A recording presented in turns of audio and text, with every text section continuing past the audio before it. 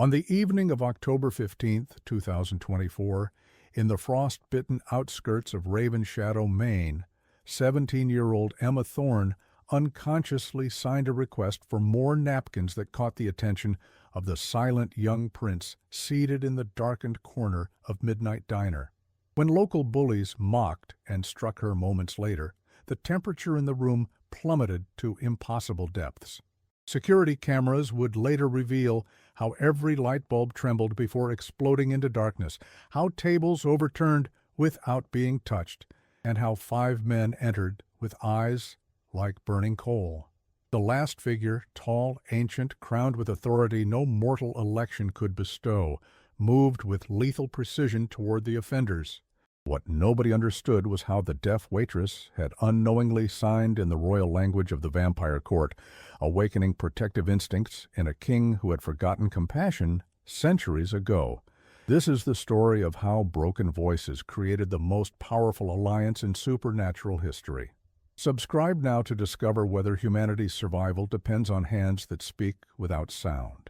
The crystal glasses captured candlelight like frozen stars. Emma Thorne's hands trembled as she balanced the silver tray, weaving between customers hunched over steaming coffee mugs at Midnight Diner. 3 months working the night shift, and she still wasn't used to the weight of eyes following her every move, especially not tonight, with the strange new customers in the shadowed corner booth. "More coffee for table 7, her manager Casey barked, pushing her toward the back of the diner. Emma's heart hammered.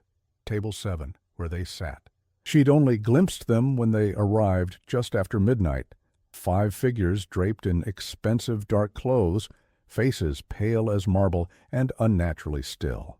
The Midnight Diner sat on the outskirts of Raven Shadow, Maine, a town perpetually shrouded in fog rolling off the Atlantic. Strange visitors weren't uncommon, but something about this group made every customer give them a wide berth. But it wasn't the adults that made Emma pause. It was the small boy seated among them. The child couldn't have been more than 7 years old. While the others spoke in hushed tones, he remained perfectly motionless, staring at his untouched plate. His dark hair fell over pale cheeks, and his small hands rested in his lap like wounded birds. No one spoke to him. No one even looked at him. Emma approached the table, her steps silent on the checkered floor. She reached for the empty coffee cups, her movements careful and rehearsed. "Don't make eye contact. Don't speak unless spoken to. Don't—" A busboy rushing past knocked her elbow. Time slowed. The tray tilted. 3 crystal glasses slid toward the edge, spinning through the air in a cascade of silver and glass. They shattered on the table directly in front of the small boy. Dark liquid exploded across the white tablecloth like fresh blood.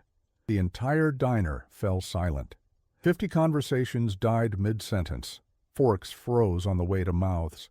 Even the ancient jukebox in the corner stopped playing, its final note hanging in the air like held breath.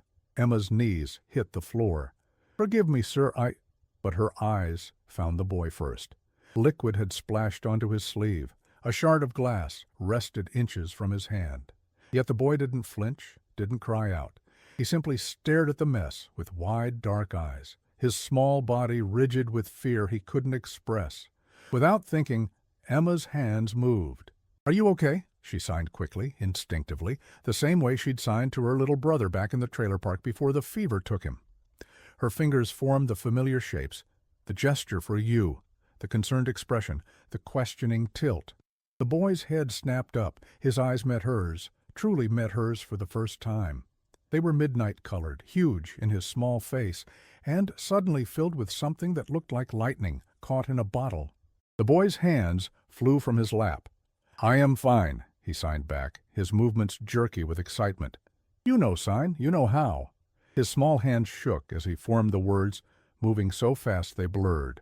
A smile broke across his face, the kind of smile that hadn't seen sunlight in a very long time. "No one understands signs except the teacher," Alaric continued, leaning forward in his chair. "Are you new? What is your name? Do you know the sign for dragon?" "I learned yesterday." Silence. The voice cut through the diner like a blade through silk. All heads turned, all spines straightened. Emma felt the word wrap around her throat like a noose. A man rose from his seat at the head of the table, unfolding to his full height.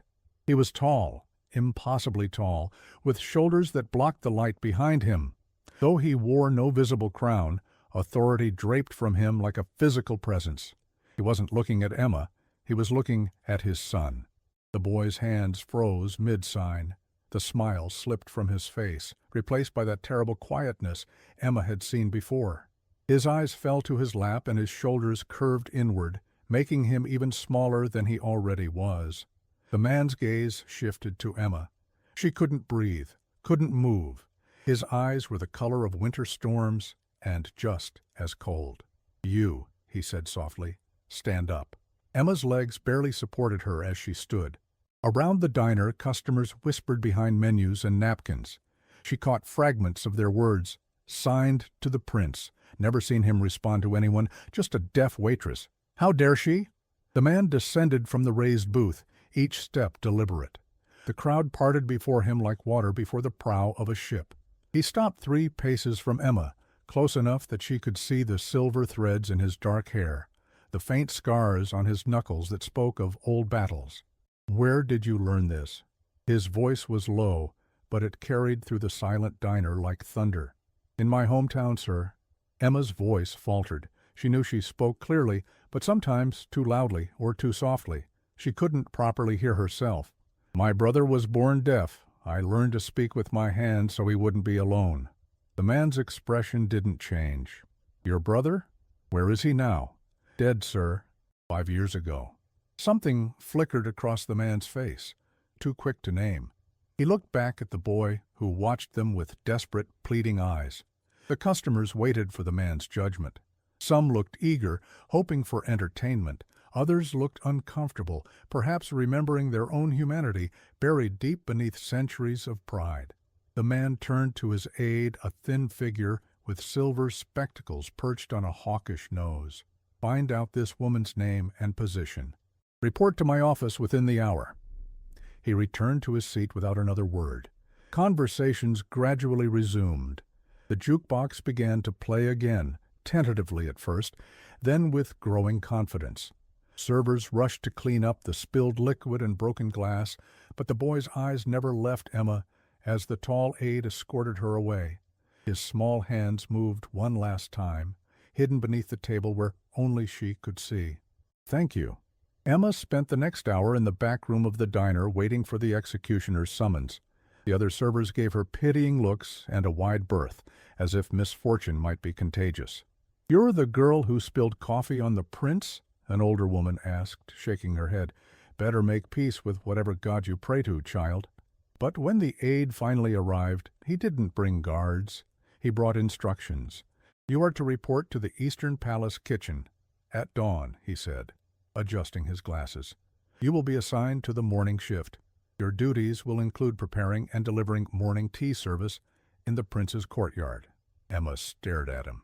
I'm not being fired." The aide's lips twitched. "No, girl, you're being promoted." He left before she could ask what that meant.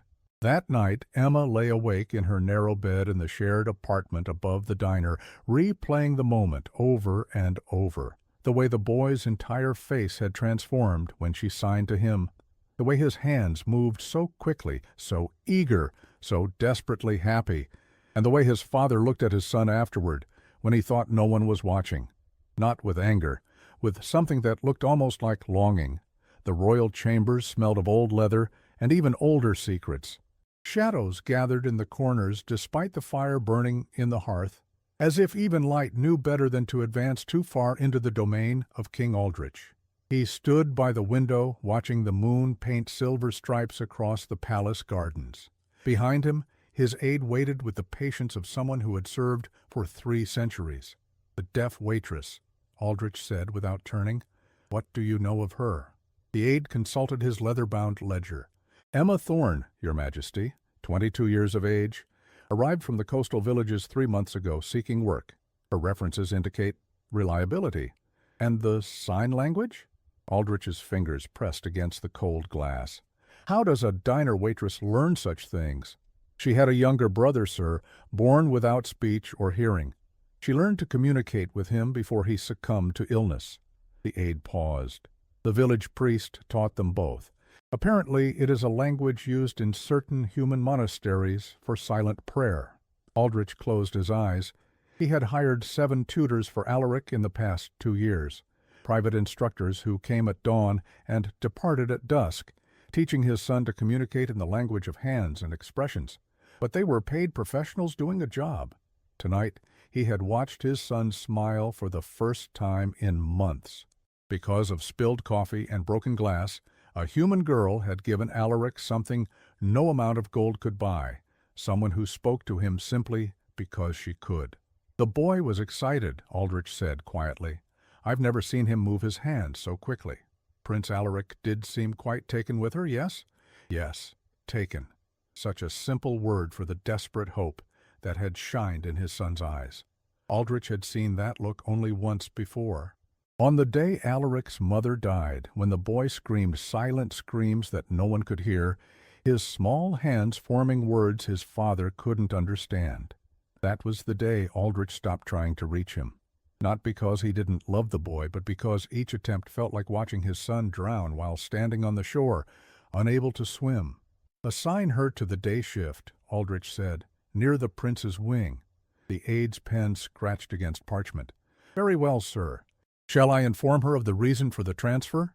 No. Aldrich turned from the window.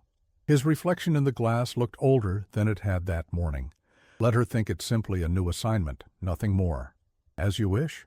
The aide bowed and moved toward the door, then hesitated. Sir, if I may speak freely. Aldrich nodded once. Prince Alaric has been alone for a very long time. Perhaps this isn't such a terrible accident after all. After the aide left, Aldrich sat at his desk and pulled open a drawer he rarely opened.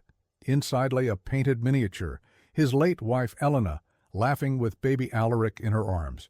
She had been human once, before choosing immortality to stay by his side.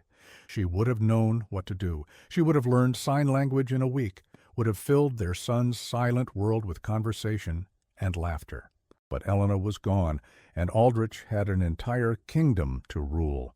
Wars to plan, treaties to negotiate, 100 crises that demanded his attention every day.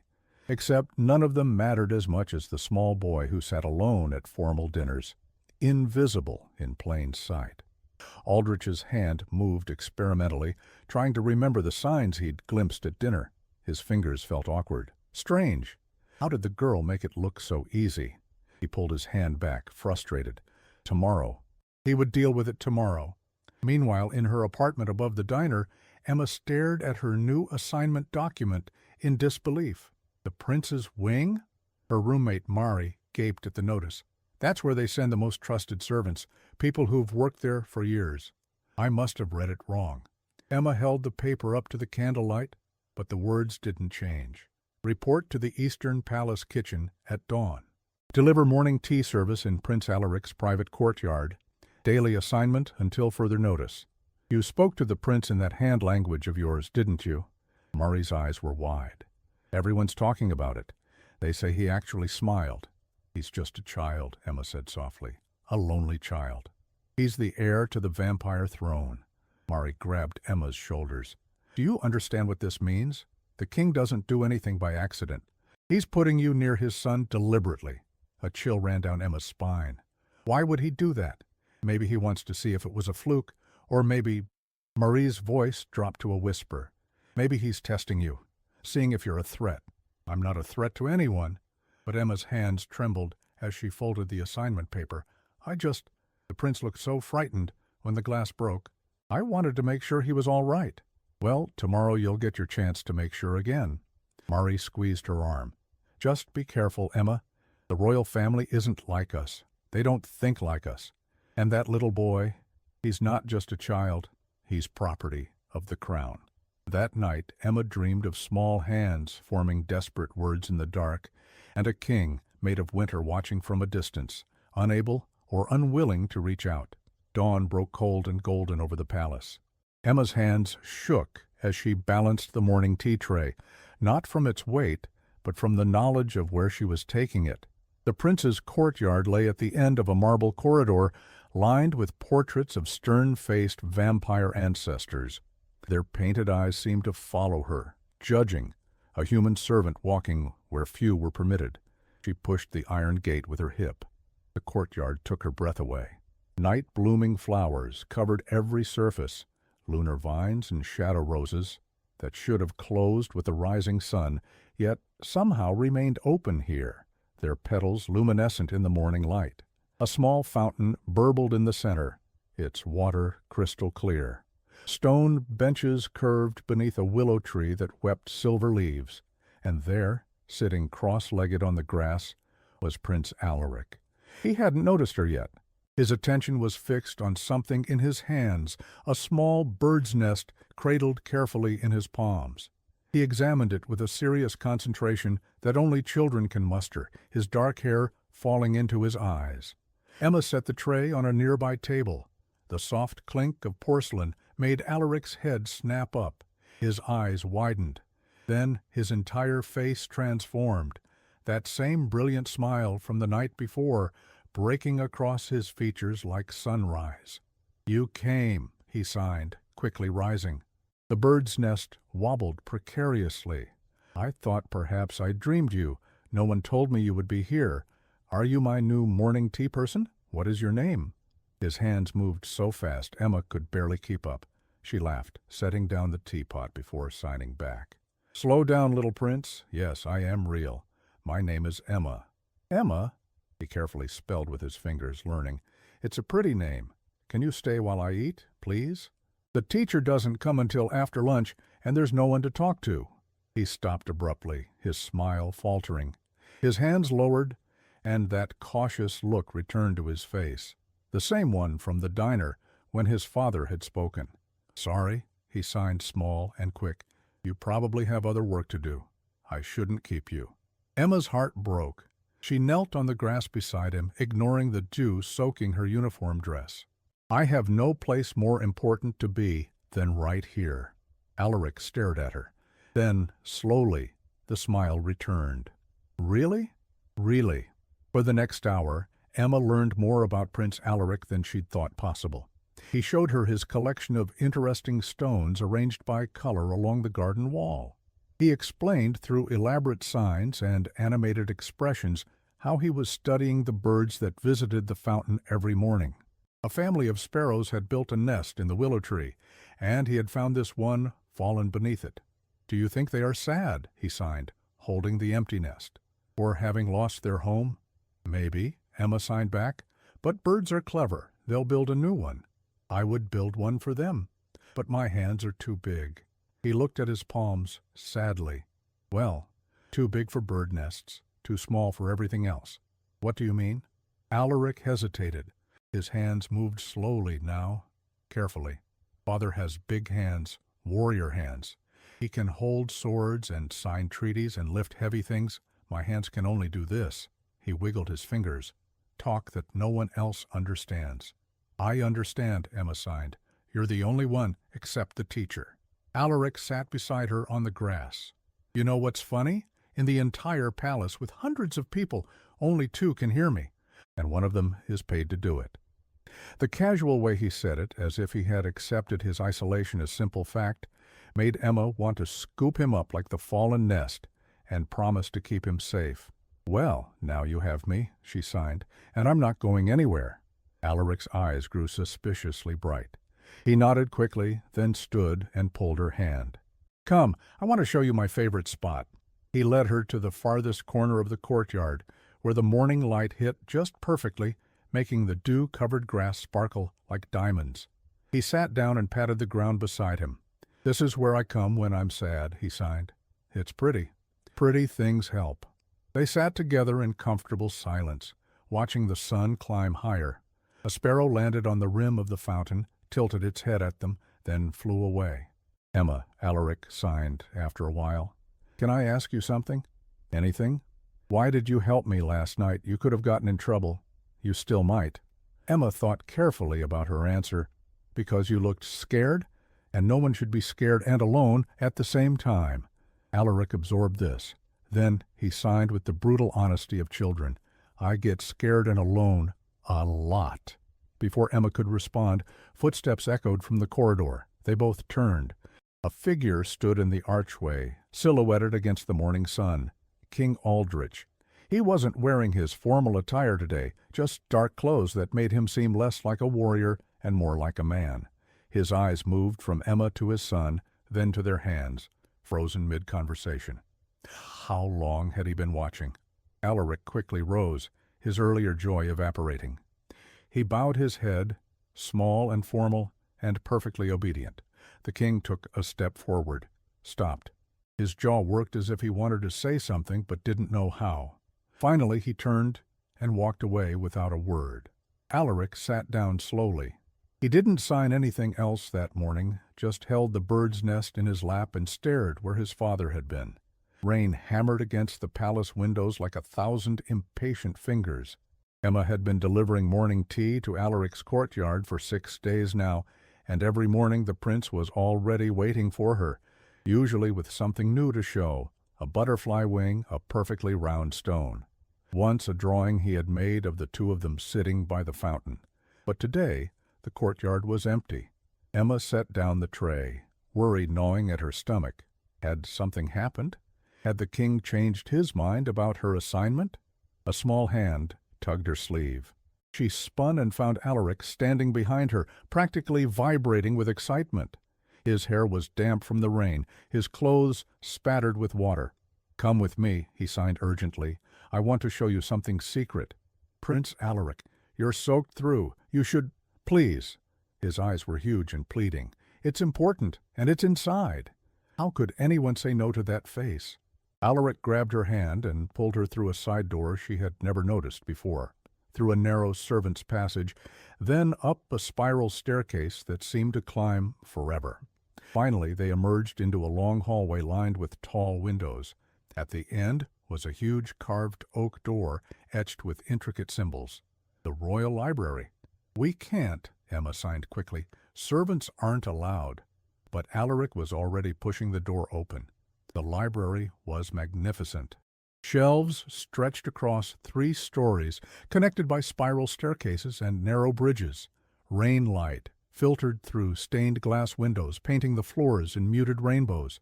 The smell of old paper and leather hung thick in the air. "Isn't it wonderful?" Alaric sighed, his face glowing. "No one comes here anymore. Father's too busy. The nobles think reading is boring. It's just me and the books." He pulled her toward a low shelf in the corner where large illustrated books gathered dust. He selected one with a faded cover showing a castle and a dragon. "These are vampire fairy tales," he signed. "The teacher reads them to me, but I like it better when I tell them myself." He opened the book, and Emma saw that someone, probably a tutor from years past, had added small sign language diagrams in the margins, showing how to sign each important word. Alaric's hands began to move, telling the story. His signing was beautiful, expressive, and fluid, painting pictures in the air.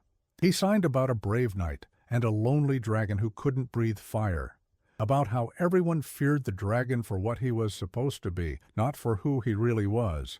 Emma found herself drawn into the tale.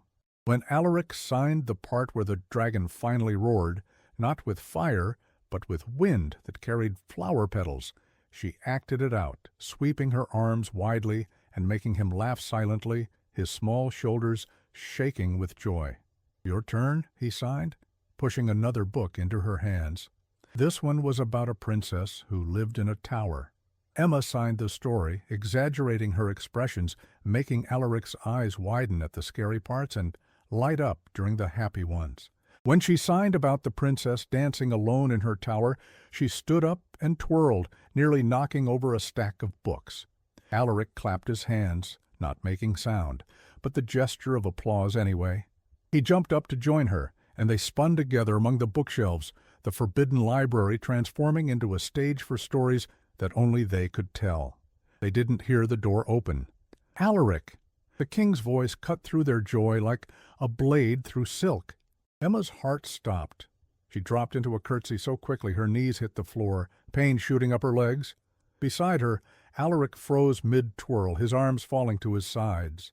King Aldrich stood in the doorway, rain dripping from his dark cloak.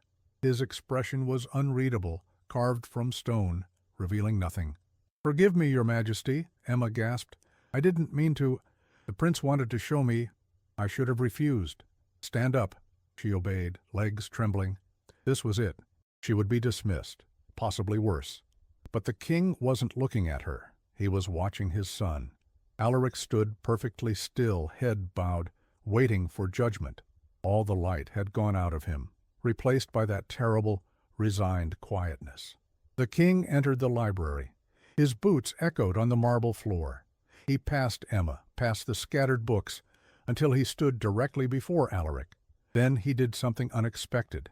He knelt, brought himself to his son's level, his cloak pooling around him like spilled ink. Alaric's head slowly rose, confusion written on his small face. The king's hand moved, awkward, uncertain, forming a single sign, one that Emma had taught him during their morning conversations, though Alaric couldn't know that. "Happy." It was rough, the fingers not quite right, but the meaning was clear. "You look happy." The king tried to sign, though his hand stumbled over the words. Alaric's eyes widened. His mouth opened in a silent gasp. The king looked at Emma then, and she saw something in his expression she hadn't expected. Not anger, not suspicion, desperation. "Stay," he said quietly. "Continue." He moved to a chair near the window, far enough to give them space, close enough to watch. He didn't pick up a book or pretend to work. He simply sat and watched as Alaric, after a long moment of shock, slowly picked up the storybook again. "Should we?" Alaric signed hesitantly to Emma. She looked at the king. He nodded once. So they continued. Alaric signed his stories, and Emma acted them out, and occasionally, very occasionally, Alaric would glance at his father as if checking to make sure this wasn't a dream. The king watched his son speak with his hands, and though he couldn't understand most of it, he didn't look away, not once. The whispers started small, like poison seeping through cracks. "Did you hear? The human girl spends hours alone with the prince, in the library, of all places. Completely inappropriate. The king allows it. Can you imagine?" Emma heard the rumors in the servants' hall, in the corridors, even in the kitchen where she picked up Alaric's morning tea each day. The other servants no longer met her eyes. Some looked at her with envy, others with pity. Mari pulled her aside one night, her face pale.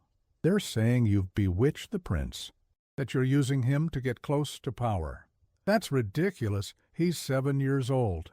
"Emma, listen to me." Mari grabbed her shoulders. "Lord Cassius spoke to the council yesterday. He said it's unseemly for a human servant to have such influence over the heir. He called you a security risk. A security risk for teaching a lonely child to smile." But the opinions of the nobles didn't truly frighten Emma. What frightened her was the look on Alaric's face when she was 10 minutes late to morning tea one morning, the panic in his eyes, the way his hands trembled when he signed. "I thought they had made you go away." She was becoming important to him, too important, and that made her vulnerable. The summons came on a gray afternoon. "Lord Chancellor Valerius requests your presence in the East Solar," a guard informed her, his expression carefully neutral. Emma's stomach sank. The Lord Chancellor was the king's chief adviser, second only to Aldrich in authority. His word could end her career, or her life. The East Solar was a chilly room despite the fire burning in its hearth. Lord Valerius stood by the window, his back to her. He was an ancient vampire, thin as a blade, with silver hair pulled back in a severe knot. "Miss Thorne." He didn't turn. "Do you know why I've called you here?" "No, my lord." "I think you do." Now he turned, and his eyes were like chips of ice. "You've been seen spending considerable time with Prince Alaric, time that exceeds your duties as a morning tea server." "The prince likes having someone to talk to, my lord. I'm just—" "The prince," Valerius interrupted, "is the heir to the vampire throne. His companions must be carefully selected from noble families, not plucked from the servant class on a whim." Emma's hands curled into fists at her sides. "With respect, my lord, those noble families don't speak his language. A temporary limitation. The boy will outgrow this affliction. He will learn to communicate properly like any other member of royalty. He already communicates properly, just not in a way you understand." The words escaped before Emma could stop them. Valerius's eyes narrowed dangerously. "You forget yourself, girl." His voice dropped to a whisper. "Let me be clear. There are members of this court who believe Prince Alaric is unsuitable as heir. They see his silence as weakness, a liability." Emma's blood ran cold. "They want to replace him. They want a strong successor, one who can address the council, negotiate with foreign dignitaries, command respect." Valerius moved closer, circling her like a predator. "Your presence complicates matters. You make the prince comfortable in his isolation. You allow him to refuse to adapt. I help him feel less alone. You help him remain helpless." Valerius stopped in front of her. "The kindest thing you could do for Prince Alaric would be to step away, let him struggle. Let him learn to survive in a world that will not sign back to him. That's cruel. That's reality." Valerius's expression softened slightly. Or perhaps it was a trick of the light. "I am not a monster, Miss Thorne. I've served this kingdom for 4 centuries. I've seen weak rulers destroy nations. Prince Alaric needs to be strong, not coddled." He went to his desk and took out a sealed letter. "This is a transfer order. You'll be reassigned to the South Wing effective immediately. Better wages, lighter duties. You'll never have to see the prince again." Emma stared at the letter as if it were a snake. "And if I refuse? Then you'll be dismissed entirely. No references, no final wages." Valerius placed the letter between them. "Take the night to consider, but understand, this isn't a negotiation, it's mercy." Emma went to the courtyard the following morning, her heart heavy as stone. She had spent the whole night wrestling with the decision: take the transfer and save her livelihood, or refuse and lose everything. But when she saw Alaric waiting by the fountain, her choice became clear. He knew immediately that something was wrong. "What happened?" he sighed, rushing over. "You look sad." "I'm fine." "You're lying." His small face was fierce. "Your hands are doing that thing they do when you're upset, all stiff." "Did I do something wrong?" Alaric's signs grew smaller, more hesitant. "I can be quieter during our lessons. I won't ask you to stay as long." "Please don't be angry with me." "Oh, sweetheart, no." Emma knelt and took his hands in hers. "You didn't do anything wrong." "Nothing." Then what? How could she explain that his world was full of people who saw him as a problem to be solved? Who wanted her gone because she made him happy? "Some people think I spend too much time with you," she signed carefully. Alaric's face crumpled. "Father?" "No, other people. People who don't understand." "They never understand," he signed, and the resignation in those small hands broke her heart. "It's okay. You can go. Everyone goes away eventually." The casual acceptance in his signs, as if abandonment was just another fact of life, like rain or sunrise, made Emma's decision for her. "I'm not going anywhere," she signed fiercely. "Do you hear me? I'm staying." "But you said—" "I don't care what they say. You're my friend. Friends don't leave." Alaric stared at her. Then he threw his arms around her neck and held tight, his small body shaking with silent sobs. Neither of them saw the figure watching from the balcony above, King Aldrich, who had heard every word of Valerius's warning and now watched his son cling to the only person who had chosen to stay. The knock on Alaric's bedroom door came after midnight. The prince was sitting cross-legged on his bed, organizing his collection of stones by moonlight. He had long given up trying to sleep at normal times. The silence of night seemed less lonely than the silence of day. When the door opened, Alaric looked up, expecting his night guard. Instead, his father stood in the doorway. King Aldrich seemed too large for the doorframe, his broad shoulders nearly touching both sides. He still wore his council clothes, though he had removed his crown. Without it, he looked different, tired, almost human. Alaric froze, a smooth riverstone clutched in his hand. His father never came to his chambers. They saw each other at formal dinners, at council presentations where Alaric sat silent and decorative, at occasions that required the heir's presence, but never here, never in this private space that belonged only to Alaric. The king entered and closed the door. "Good evening, Father," Alaric signed, formally putting down his stones and sliding from the bed to make a bow. Aldrich raised his hand. "Wait." His throat worked as if the words were stuck there. Finally, "May I sit?" Alaric nodded, confused. His father never asked permission for anything. The king lowered himself into the chair beside Alaric's desk, a small chair made for a child, making him look almost comical, like a bear trying to fit into a dollhouse. He leaned forward, elbows on knees, and for a long moment simply looked at his son. Alaric shifted uncomfortably under the scrutiny. His hands moved nervously. "Did I do something wrong?" "No." Aldrich's voice was rough. "No, you've done nothing wrong." Silence stretched between them. Alaric's fingers twitched, wanting to sign, wanting to fill the void with words his father wouldn't understand, but he kept his hands still, waiting. "I've been thinking," Aldrich finally said, "about your mother." Alaric's eyes widened. They never talked about her. Not since she died. She would know what to do. What to say? The king's hands curled into fists. "She was good at talking, at connecting. I'm good at war, at strategy, at breaking things." He looked at his scarred knuckles. "But not this. Not you," Alaric signed before he could stop himself. His father stared at the hand movements, and Alaric saw frustration flash across his face. The same frustration Alaric felt every day, trying to exist in a world that wouldn't speak his language. "That," Aldrich said quietly. "Not that." He stood abruptly, began to pace. The small room made him look like a caged animal. "I've conquered kingdoms, negotiated peace treaties in 5 languages, commanded armies of thousands, but I can't—" He stopped, his back to Alaric. "I can't talk to my own son." Alaric's chest tightened. He had never heard his father sound like this. Lost, vulnerable, almost desperate. The king turned to face him. "You move your hands so fast, with Emma, in the library, in the courtyard. I watch you, and it's like you're speaking in lightning, and I—" He raised his own hands, large and calloused. "I don't understand any of it." "I could teach you," Alaric signed eagerly, hope blossoming in his chest. "It's not hard, just shapes and—" But his father wasn't looking at his hands, couldn't read the offer being made. Alaric's hands fell to his sides. Aldrich saw the movement, the disappointment. Something seemed to break in his expression. He crossed the room in 3 strides and knelt before his son. The second time in 2 weeks he had lowered himself to Alaric's level. "Show me," he said.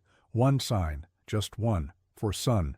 Alaric's breath caught. Slowly he raised his hand and demonstrated. A simple gesture, fingers pointed to himself, then swept outward. Aldrich copied, awkward and uncertain.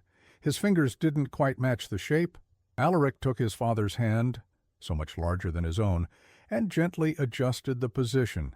His father's skin was warm, rougher than he expected. He couldn't remember the last time they had touched like this. "Like this," he signed with his free hand. "Like this." Aldrich repeated the gesture. This time it was almost right.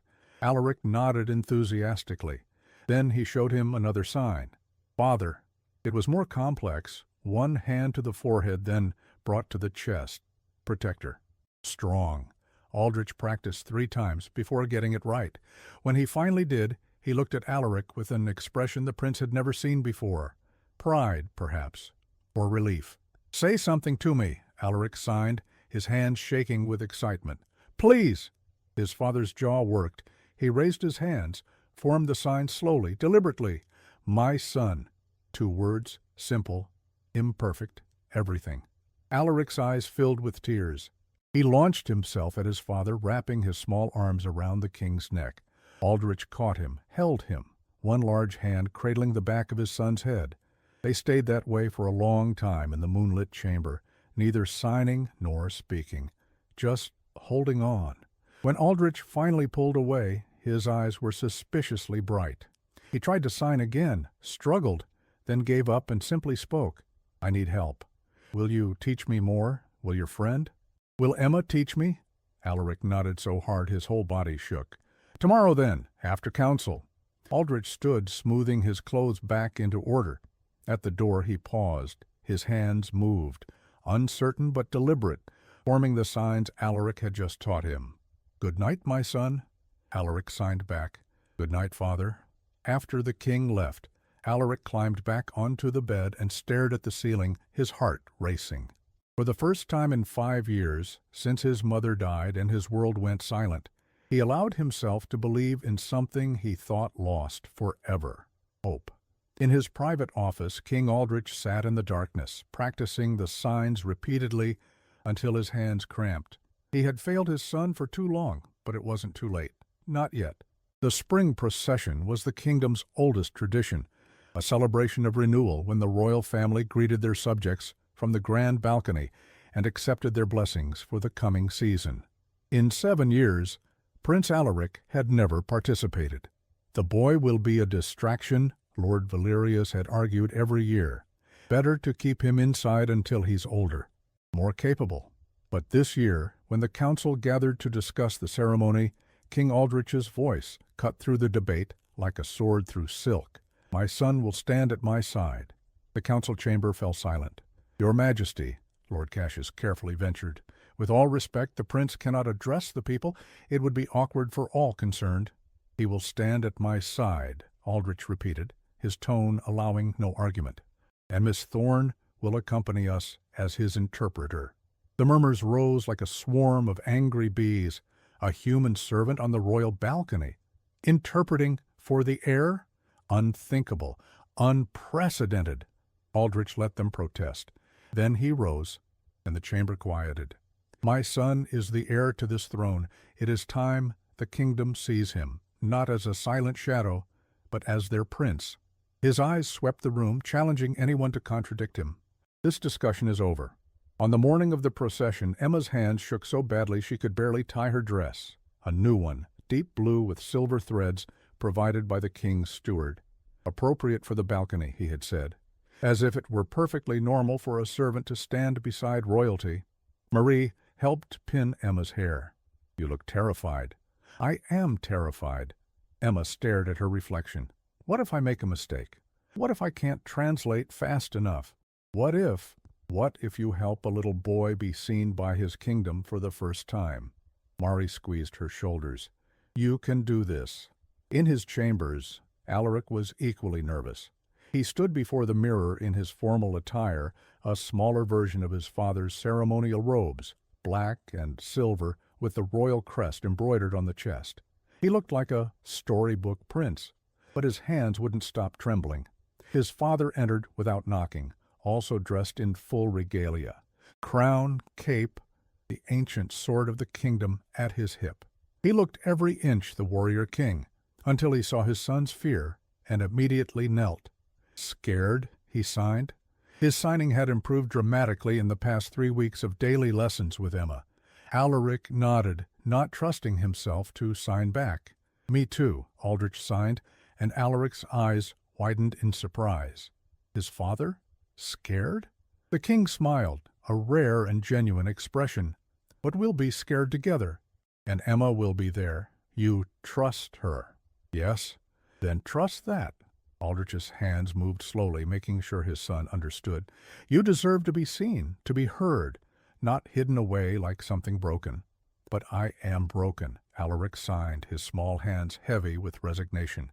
"I can't speak like you." Aldrich took his son's hands in his. "You speak perfectly. The world just needs to learn your language." He said it aloud, then signed it. Imperfect but sincere. "The world needs to learn your language." The grand balcony overlooked the main courtyard where thousands had gathered. Humans and vampires alike, dressed in spring colors, carrying lanterns even in daylight, as tradition required. Emma stood to the side as the royal family emerged. The king first, majestic and commanding, then Alaric, so small beside his father, his face pale but determined. The crowd erupted in cheers. But when they noticed the young prince, many seeing him clearly for the first time, the sound faltered, confused. Aldrich raised his hand for silence. His voice carried across the courtyard, amplified by the ancient acoustics built into the palace walls. "My people, today my son joins me, not as a shadow, but as your prince." He gestured to Alaric, who stepped forward, his legs trembling. Aldrich's hand moved to his son's shoulder, firm and supportive. "Prince Alaric will address you now. Miss Thorne will provide his voice." Emma moved to stand between them, visible to all. A human girl on the royal balcony, history being made in real time. Alaric looked to his father, terrified. Aldrich nodded encouragement. The prince's hands began to move. "Thank you for coming," he signed, and Emma's voice rang clear and strong. "Thank you for coming." The crowd stirred.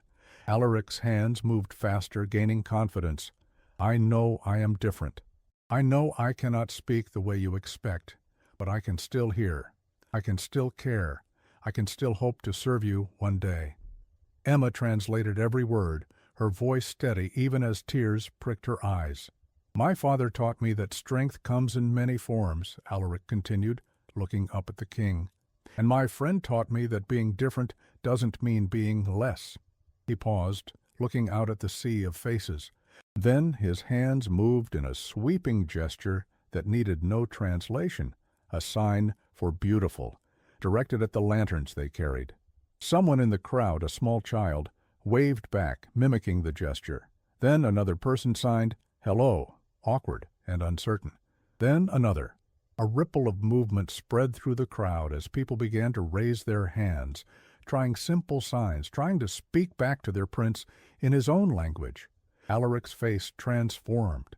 His signs became animated, joyful, as he told them about the spring flowers in his courtyard, about birds and stories and hope. And beside him, King Aldrich raised his own hands. "Proud," he signed for all to see. "Proud of you." The crowd understood the gesture even without translation. The emotion was universal. The cheers that erupted weren't polite ceremony. They were genuine, thunderous, and warm, washing over the balcony like a wave. For the first time, Prince Alaric wasn't invisible. He was seen. The lanterns floated like fallen stars over the city, thousands of them rising into the twilight sky. From a palace balcony, a private one this time, away from ceremony and crowds, 3 figures watched in comfortable silence. Alaric sat between his father and Emma, his legs swinging over the edge of the stone bench, still wearing his formal robes, though he'd managed to convince someone to remove the stiff collar. His face glowed with lingering excitement, cheeks flushed from the day's events. "Did you see how many people tried to sign back?" His hands moved quickly, the way they always did when he was happy. There was a little girl in a yellow dress who signed "hello" and "thank you," and I signed back, and she smiled so big, and "breathe." Emma signed, laughing silently. Alaric grinned, but didn't slow down. And the baker from the East Market. He signed "bread" and asked if I liked bread, and I said yes, and he looked so happy that I understood. And "What is he saying?" Aldrich asked, leaning forward. His signing had improved, but Alaric's excited speed still outpaced his ability to follow. "He's recounting everyone who signed to him today," Emma translated, warmth in her voice. "All 47 of them, in detail." Aldrich's expression softened. He reached out and gently caught one of his son's flying hands. "Slow," he signed carefully. "I want to understand." Alaric took a deep breath and began again, more slowly this time, making sure his father could follow. He signed about the crowd, about the feeling of being seen, about no longer being invisible. And Aldrich understood most of it. Not all. There were still signs he didn't know, concepts he couldn't follow, but enough, more than enough. When Alaric finished, the king's hands moved deliberately. "Proud of you." So proud. It was the same sign he had made on the grand balcony, but somehow it meant more here in private, with no audience to perform for. Alaric threw his arms around his father's waist, and Aldrich pulled him close, one large hand cradling the back of his son's head, the way he used to do when Alaric was a baby, before silence had grown between them like a wall. "Thank you," Aldrich said quietly to Emma over his son's head, "for giving him back to me." "I didn't do anything," Emma replied. "I just listened." "You did everything. You saw him when the rest of us were blind." The king's eyes were bright in the lantern light. "You saw him when the rest of us were blind." A comfortable silence settled over them as they watched the lanterns climb higher, carrying the city's wishes and prayers into the night sky. After a while, Alaric pulled away from his father and signed something Emma couldn't quite catch. The king frowned, trying to follow, then looked to Emma for help. "He's asking if you'll tell him a bedtime story," she translated, in sign language, "so he can understand every word." Aldrich's expression faltered, uncertainty, fear of failing, then determination. "I can try," he signed, "but I'm not good with stories." "You don't have to be good," Alaric signed back. "You just have to be here." Something in those words struck Aldrich deeply. Emma saw it in the way his shoulders dropped, in the way his breath caught. "I'll leave you two alone," she said, starting to rise. "No," Alaric signed urgently. "Stay, please. You're part of this too." So she stayed. King Aldrich, ruler of the vampire kingdom, conqueror of realms, began to sign a story, awkward and slow, often pausing to ask Emma for help with signs he didn't know. It was about a warrior who had forgotten how to be gentle and a small bird that taught him to listen instead of fight. It wasn't a very good story. The plot wandered. The signs were imperfect. But Alaric watched his father's hands with complete focus, his dark eyes shining. And when Aldrich signed the part where the warrior finally understood the bird's song, the prince smiled so widely it looked like his face might split in half. When the story ended, Alaric clapped his hands in the silent applause Emma had taught him, bouncing with delight. Again he signed, "Tell another." "It's late," Aldrich signed back, but he was smiling. "Tomorrow. Promise?" "Promise." Alaric yawned despite himself, the excitement of the day finally catching up with him. Aldrich stood, lifting his son easily. 7 was still young enough to be carried, though not for much longer. At the door the king paused and turned to Emma. His free hand moved, forming signs that had taken hours to practice in private. "Thank you for teaching me to see my son. He was always there," Emma signed back. "You just needed to learn his language." "We all did," Aldrich agreed. Then, with his son dozing against his shoulder, he added, "Tomorrow I'm issuing a royal decree. Sign language will be taught throughout the palace, to the guards, the servants, the council members, everyone." "Your Majesty, that's not enough." "But it's a start." His expression was serious now, regal. "No child in my kingdom should feel invisible, because the world won't learn their language, and no father should be separated from his son by something as simple as words." He carried Alaric away, the prince's small hand trailing behind them, fingers moving dreamily in unconscious signs even as he drifted toward dreams. Emma remained on the balcony, watching the last lanterns disappear into the stars. She thought about the terrified girl who had spilled coffee 3 weeks ago, certain she would be executed for speaking to a prince, about a lonely boy who had learned that being different meant being invisible, about a king who had forgotten how to be a father until his son taught him that strength came in many forms. Below in the courtyard she saw palace guards already practicing signs with each other, laughing at their mistakes, trying again, servants teaching nobles, nobles teaching children, a language of hands spreading through the palace like spring flowers after a long winter, a new tradition born from a moment of broken glass and spilled coffee, born from a simple question, "Are you okay?" and an answer that changed everything, "Yes, I am now." 6 months later, the Royal Library held its first public sign language hour. Prince Alaric, now 8 years old, taught a room full of children, human and vampire alike, how to sign their names, tell stories, and speak without voices. His father attended every session, sitting in the back, still learning, still trying, still there. And when Alaric signed his stories, hands moving like lightning, painting pictures in the air, the entire room understood. Finally, the silent air had found his voice, and the kingdom had learned to listen. 1 year after Prince Alaric's historic appearance on the royal balcony, Ravenshadow was a changed realm. Sign language flourished throughout the kingdom like a secret garden suddenly exposed to sunlight. In markets and taverns, humans and vampires alike conversed with their hands, creating bridges across centuries of division. Children born deaf or mute were no longer hidden away, but brought forward to learn at the palace with Prince Alaric himself, who at 9 years old had become not just the heir, but a symbol of transformation. For Emma Thorne, life had transformed beyond recognition. No longer a simple waitress, she now held the official title of royal interpreter and language instructor. She had her own chambers in the palace's eastern wing, a small but elegant suite with windows overlooking the courtyard where she had first truly spoken with Alaric. Sometimes in the quiet hours before dawn, she would stand at those windows and wonder at the strange path that had led her here, from poverty and grief to becoming a pivotal figure in the royal court. Yet for all the changes, some things remained disturbingly constant. The whispers never completely stopped, just changed their tone. "The human has the king's ear now," nobles would murmur behind jeweled fans. "She sits in on council meetings. She knows royal secrets. A pet project," others would dismiss. "The novelty will fade." But the most dangerous whispers came from Lord Cassius and his supporters, who still believed a silent prince was a weak prince, regardless of how he communicated. They saw Emma not as a bridge, but as an obstacle to their ambitions.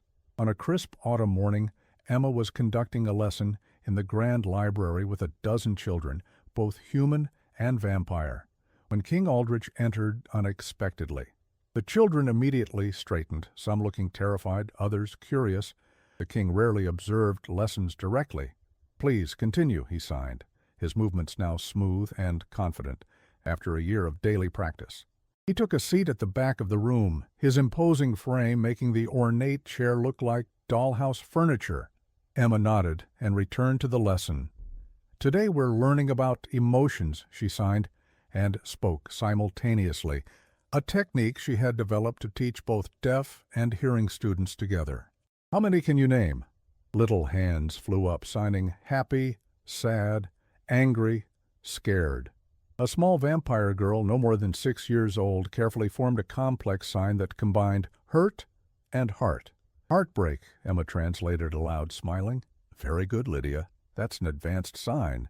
Lydia beamed with pride, her fangs just beginning to develop. She had been abandoned by her noble family upon discovering her deafness, a practice that had once been common but was now increasingly frowned upon thanks to the king's influence.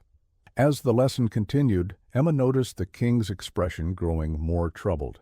He watched the children with intensity, his eyes lingering on Lydia, on her careful signs and eager face. After the lesson concluded and the children filed out, Aldrich remained. Emma approached him, curious. "They're progressing remarkably," she signed, "especially the younger ones." Aldrich nodded, but his mind seemed elsewhere. "Did you know," he signed slowly, "that 30 years ago, Lydia would have been—" He stopped, his hands hesitating over the final sign. "Eliminated," Emma finished for him, her stomach turning, "because she was deaf." "Yes?" The king's face was grim. "This was our way for centuries. Children born with what we considered imperfections were seen as weak blood. Disgraceful." His hands moved with disgust at the memory. "We called it culling the bloodlines." Emma felt cold despite the warm library air. "But that's changed now." "Has it?" Aldrich's signs were sharp, almost angry. "Lord Cassius and 6 other council members have submitted a formal petition. They want to reinstate the old ways. They claim our kingdom is growing soft, that other vampire courts mock us for our accommodations." Emma's hands stilled. "They can't be serious." "They are deadly serious." Aldrich stood and moved to the window, his back rigid with tension. "The petition specifically names Alaric as an example of why the old traditions should be maintained.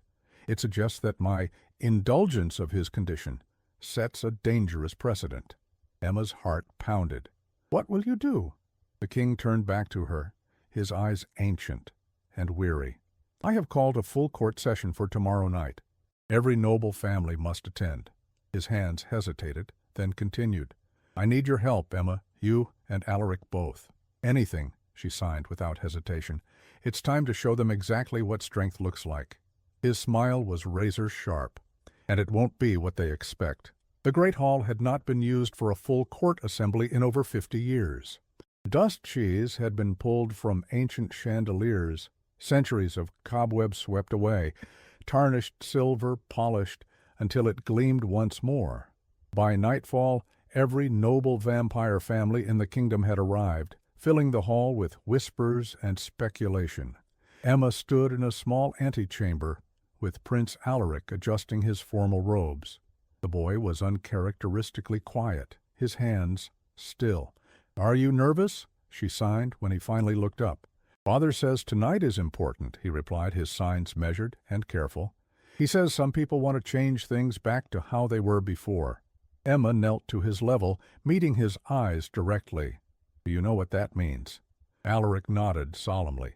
"It means they think I shouldn't be prince because I can't speak with my voice." The simplicity of his understanding broke her heart. 9 years old and already aware of how some viewed him as less. "Your father won't let that happen," she signed fiercely, "and neither will I." A soft knock interrupted them. King Aldrich entered, resplendent in full regalia, ancient armor worn over formal robes, the crown of the vampire kingdom heavy on his brow. "It's time," he signed. Then, noticing his son's anxious expression, he knelt beside Emma. "Remember what we practiced?" Alaric nodded, squaring his small shoulders. "I remember." "Good." Aldrich touched his son's cheek briefly, then stood. To Emma he spoke aloud, keeping his hands visible for Alaric to follow. "Stay close to him, no matter what happens." The great hall fell silent as they entered. First King Aldrich, commanding and terrible in his ancient power. Then Prince Alaric, small but straight-backed. And finally Emma, her blue dress exchanged for formal court attire of deep purple and silver, the official colors of the royal interpreters that had been established in the past year. They ascended to the dais, where the ancient throne stood. Aldrich took his place, but rather than sitting, he remained standing. Alaric stood to his right, Emma just behind, perfectly positioned to sign and translate as needed. "My court," Aldrich's voice filled the hall without effort, the acoustics carrying his words to every corner. "You have been summoned to witness judgment on a petition brought before me." Murmurs rippled through the crowd. Most had expected a declaration or celebration, not a judgment. "Lord Cassius," the king continued, his voice dropping dangerously, "step forward." A tall vampire with oiled black hair and a perpetual sneer detached from the crowd. He approached the dais with confidence, making a shallow bow. "Your Majesty, we are honored by this full assembly. My petition, signed by 7 noble houses, simply seeks to restore certain valuable traditions that have served our kingdom for millennia. Traditions that ensure the strength of our bloodlines and the respect of our enemies." The king's face remained impassive. "You speak of the tradition of culling those born different." Lord Cassius didn't flinch. "I speak of maintaining our strength, Your Majesty. Our enemies grow bolder each year. The human hunters advance their technologies. We cannot afford weakness in our leadership, especially not in our future king." A heavy silence fell over the court. Even those who had whispered against Alaric looked uncomfortable now that the accusation had been spoken aloud in front of the child himself. Emma glanced at Alaric. The prince stood perfectly still, his face carefully blank, but she could see the slight tremble in his hands. King Aldrich's voice, when he spoke again, was deadly quiet. "You believe my son is weak. Your Majesty, I would never—" "You do?" The king's eyes burned with a cold fire. "You believe that because he cannot speak as you do, he is less. You believe that his differences make him unworthy of the throne." Lord Cassius straightened, sensing the dangerous ground but too committed to retreat. "I believe that a king must command with his voice. He must speak to his people, to his allies, to his enemies. The old ways exist for a reason, Your Majesty. The old ways." Aldrich's contempt was palpable. "Let me tell you about the old ways, Lord Cassius. The old ways nearly lost me, my son. The old ways built walls where there should have been bridges. The old ways were wrong." A collective intake of breath swept through the hall. Kings did not admit error, not in public, not ever. For 5 years, I could not speak to my own son. For 5 years, he lived in isolation, in silence, because I and everyone in this court were too proud, too set in our traditions to learn his language. The king's voice grew in power, filling every corner of the hall. No more. No more children lost to our pride, no more families torn apart by our arrogance. He turned to Alaric, then to Emma. Miss Thorne, please translate for the court what my son has to say. Emma stepped forward, placing a reassuring hand on Alaric's shoulder. The young prince took a deep breath, then began to sign with the fluent grace that came from a lifetime of speaking with his hands. My Lord Cassius, Emma voiced as Alaric signed, you say that a king must speak to his people. I agree, but there are many ways to speak. Some use voices, some use hands, some use actions. All require courage. Alaric's hands moved faster, more confidently. You think I am weak because I am different, but I have lived in silence among those who would not learn my language. I have stood alone at formal dinners while nobles whispered about me as if I could not understand. I have watched my own father struggle to reach me across a divide that seemed impossible to cross. The prince's eyes, so like his father's, swept across the silent court. Is that weakness, my lord? To endure isolation? To survive being unseen? To hope when there seems no reason for hope? Lord Cassius had gone very still. Around him, the court watched in stunned silence. My father taught me that true strength lies not in tradition, but in adaptation, not in rigidity, but in flexibility, not in fear of difference, but in embracing it. Alaric's hands formed the signs with powerful precision. I may never speak with my voice, but I will speak with my hands, my heart, my actions. And those who wish to understand will learn to listen. The hall remained utterly silent as Emma finished translating. Alaric's words hung in the air, powerful and undeniable. King Aldrich placed a hand on his son's shoulder, then addressed the court once more. The petition is denied. His voice was iron. Furthermore, I decree that from this day forward, any child born different, deaf, mute, or otherwise, shall be considered under the direct protection of the crown. Any family that abandons or harms such a child will face banishment from the kingdom. Any noble who speaks against them will lose their position at court. He fixed Lord Cassius with a terrible gaze. The old ways are dead, Lord Cassius. You may choose to accept the new ones, or you may leave my kingdom. The choice is yours. Lord Cassius stood frozen, his face a mask of shock and humiliation. Around him the court had begun to stir, many lords and ladies backing away, as if his disgrace might be contagious. He began, but no further words came. You have until dawn to make your decision, the king said dismissively. This court is adjourned. As the nobles began to file out, some in heated whispers, others in stunned silence, King Aldrich knelt before his son. You did well, he signed, better than well. I'm so proud of you. Alaric smiled, though his hand still trembled slightly. Did I help? More than you know, Aldrich signed back. You just changed our kingdom forever. That night, as Emma prepared for bed in her chambers, a soft knock came at her door. She opened it to find King Aldrich standing there, still in his formal clothes, though he had removed his crown. Your Majesty, she said, surprised. The king had never come to her private quarters before. May I enter? He asked. His hands moving in sign, even as he spoke, she nodded, stepping aside. Aldrich moved to the window, looking out at the courtyard below, where moonlight silvered the fountain and willow tree. I wanted to thank you, he said finally, for what you did today, for what you've done for Alaric, for all of us. I just taught him to communicate, Emma said. He did the rest himself. No. Aldrich turned to face her. You saw him when no one else would. You risked everything to stay when it would have been easier to go. You changed not just his life, but mine, our kingdoms. He hesitated, then continued. The council has unanimously approved a new position, royal advisor on matters of communication and inclusion. It comes with a permanent place at court, a seat on the council, and authority second only to my own in matters related to language and accessibility. Emma stared at him. Your Majesty, I want you to take it, he said, not as a servant, not as a teacher, but as an equal partner in building this new world we've begun. But I'm human, she said, the words escaping before she could stop them. The king smiled, a rare and genuine expression. So was Alaric's mother once.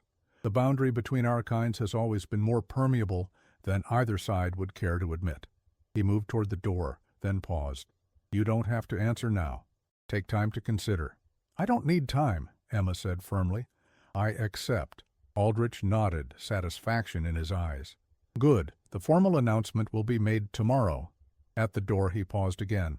Alaric will be pleased. He's grown quite attached to you. As I have to him, Emma replied.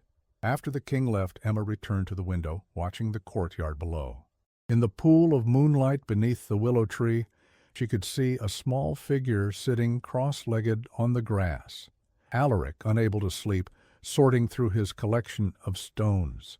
She smiled, remembering the terrified boy in the diner who had looked at her with lightning in his eyes when she first signed to him. Who would have thought that spilled coffee and broken glass would lead to this? A kingdom transformed, a family healed, a future rewritten. And it had started with such a simple thing, the willingness to speak in a language others could understand, to bridge the silence rather than fear it. As she watched, another figure joined Alaric in the courtyard, the king, still in his formal robes, kneeling beside his son in the moonlight. Their hands moved in animated conversation, a silent dialogue that spoke volumes in the quiet night. 2 years later, the transformation of Ravenshadow was complete. The Royal Academy of Sign Language had been established in the east wing of the palace, with branches opening in every major city throughout the kingdom. Emma, now royal advisor and head of the academy, oversaw a staff of 50 teachers, both human and vampire, who had dedicated themselves to spreading the language that had healed a kingdom. Prince Alaric, at 11, had grown taller and more confident.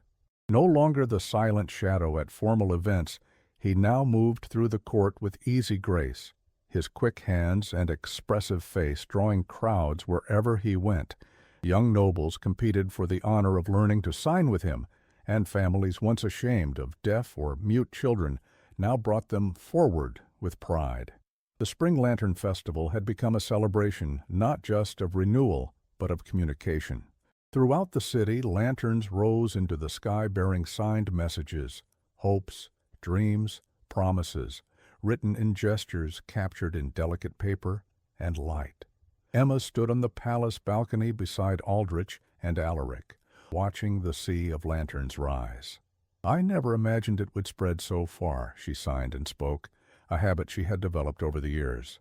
Ideas are like wildfire, Aldrich signed back, his movements now as fluid as his son's. Give them air, and they consume everything in their path.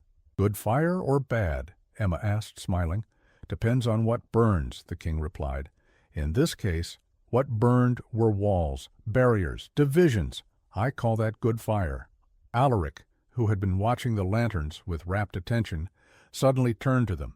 Look, he signed excitedly, pointing to the eastern horizon. Riders! Emma narrowed her eyes, following his gesture. In the distance, a cloud of dust rose from the road, and within it she could make out the shapes of horses and riders moving at great speed toward the city. Aldrich frowned, his body tensing. We're expecting no delegations today. A guard appeared at his side, breathing hard from his run up the stairs. Your Majesty, riders approach from the Eastern Kingdom. They bear the banner of King Matthias. Matthias? Aldrich's frown deepened. He has not responded to our diplomatic overtures in decades. What could he want now? The Eastern Kingdom was ruled by vampires as ancient as those of Ravenshadow, but far less adaptable. They clung to the oldest traditions, the most rigid hierarchies. They had cut ties with Ravenshadow when Aldrich had married a human woman years ago, considering it a disgrace to their shared bloodline.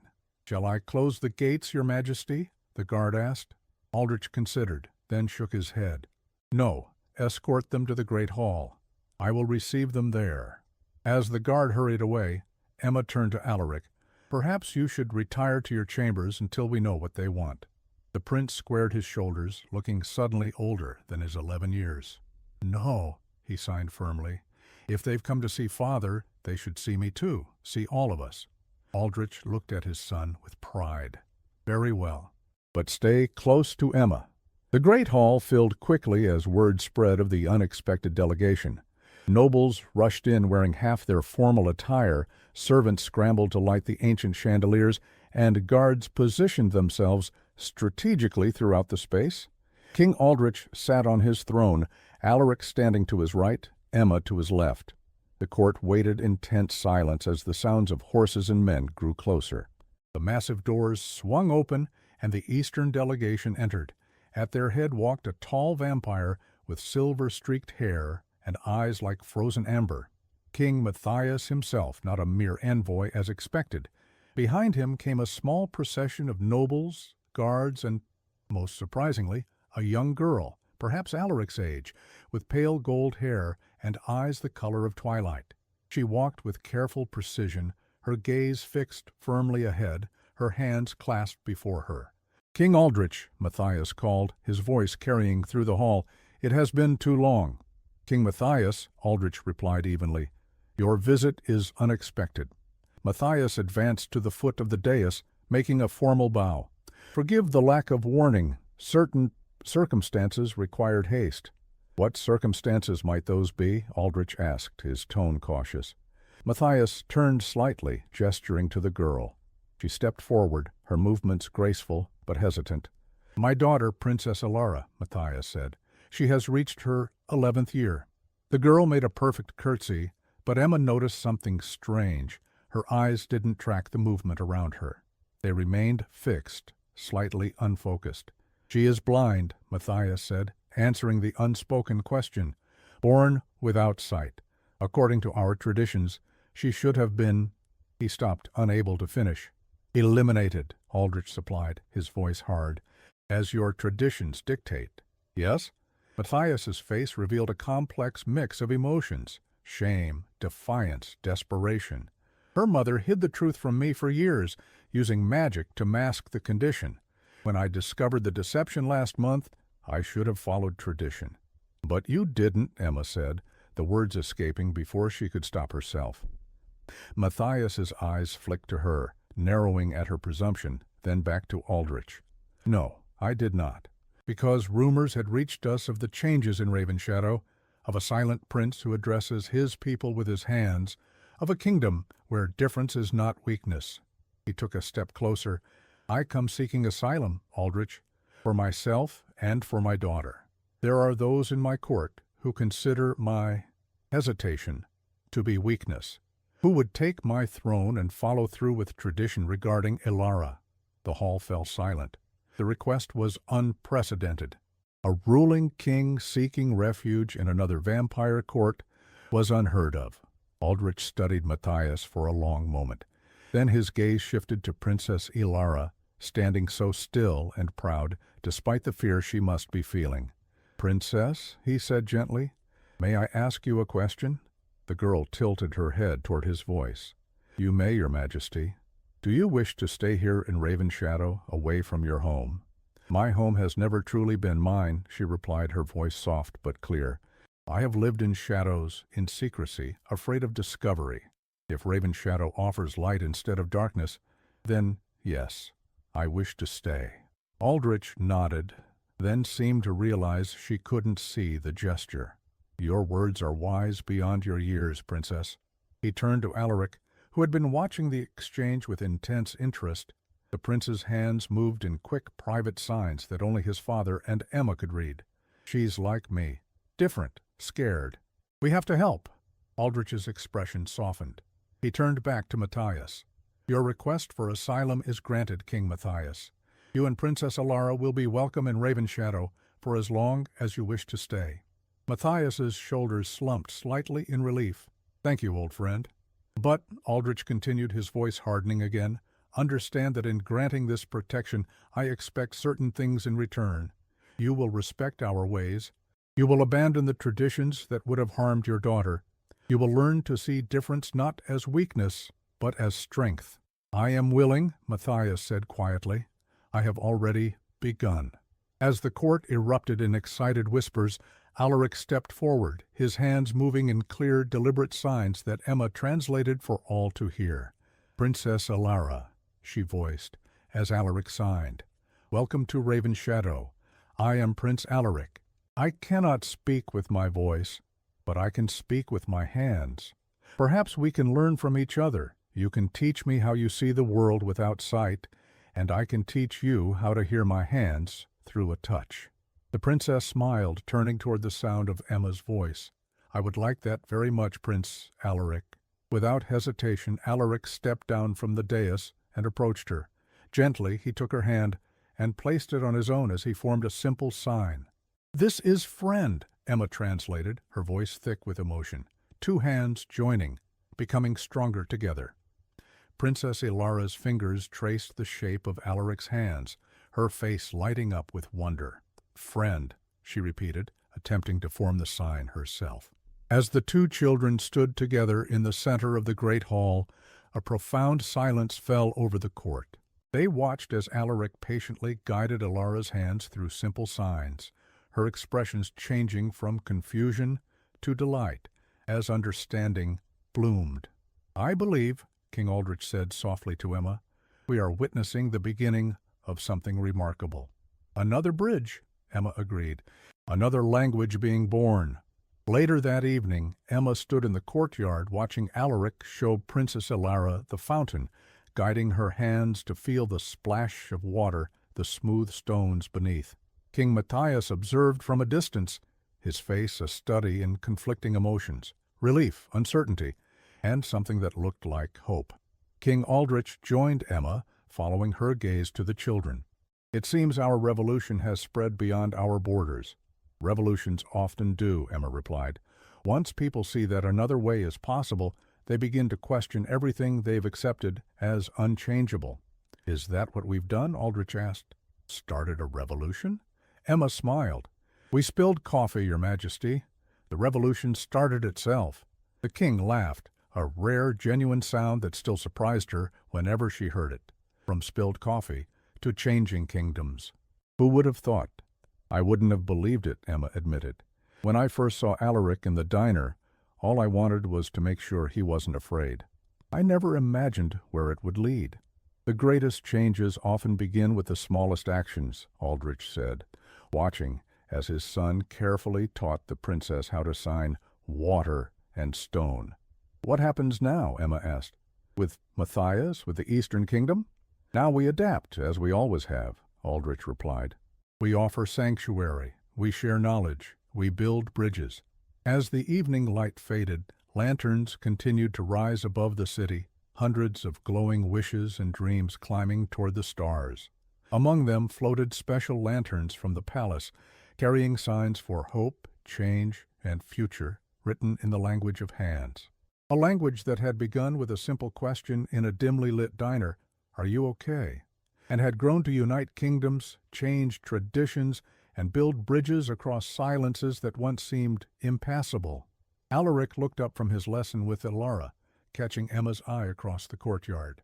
He signed quickly, his hands moving in the pattern that had become their special greeting. "Thank you for seeing me." Emma signed back without hesitation. "Thank you for teaching me how to look." And as darkness fell completely, the lanterns glowed ever brighter, illuminating a kingdom transformed not by war or conquest, but by understanding, by the simple, revolutionary act of learning to speak in languages that everyone could hear.